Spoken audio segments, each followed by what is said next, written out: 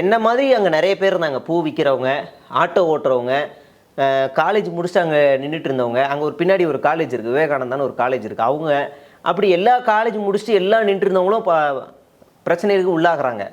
ஆனால் அவங்களால எக்ஸ்போஸ் பண்ணுறதுக்கான டூல் இல்லை அவங்ககிட்ட. ரெண்டாவது அவங்களுக்கு அந்த சூழலும் இல்லை.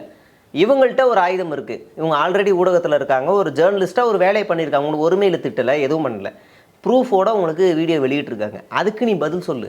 நீ பண்ணது பப்ளிக் நியூசன்ஸ். அது எந்த பார்ட்டி பண்ணாலும் சரி, திமுக பண்ணாலும் பப்ளிக் நியூசன்ஸ் தான், நான் இல்லைன்னு சொல்ல மாட்டேன். அதிமுக பண்ணாலும் அதுதான், யார் பண்ணாலும் அதுதான். இன்னும் நீ திமுக பண்ணிச்சு கேட்டியானா, அப்போ நான் அந்த வீடியோ பத்திரமா வச்சுக்கிட்டு திமுக என்னைக்கு பண்ணுதோ அன்றைக்கி நான் போய் ரெண்டுத்தையும் சேர்த்து வெளியிடணுமா? என்ன லாஜிக் பேசுகிறீங்க? அதை அவங்க பண்ணது சரின்னு தான் நான் சொல்லுவேன்.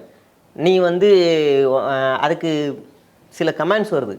இந்த வேலைக்கு நீ உன் ஒய்ஃபை ரெட் லைட் ஏரியாவுக்கு அனுப்பு, நீ ஓட்டுக்காக உன் ஒய்ஃபை விற்றுட்ட.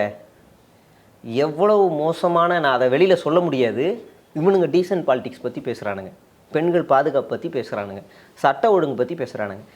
இந்த இந்த விஜய் எவ்வளோ மோசமானவர், விஜயோட கட்சி நபர்கள் எவ்வளோ, ஆன்லைனில் இயங்கக்கூடியவர்கள் எவ்வளோ மோசமானவங்க அப்படிங்கிறதுக்கு என்னோடய ஒய்ஃப் என்னோடய ஐடியோட ரிப்ளைஸில் போய் நீங்கள் பார்த்தீங்கன்னா நீங்கள் தெரிஞ்சுக்குவீங்க.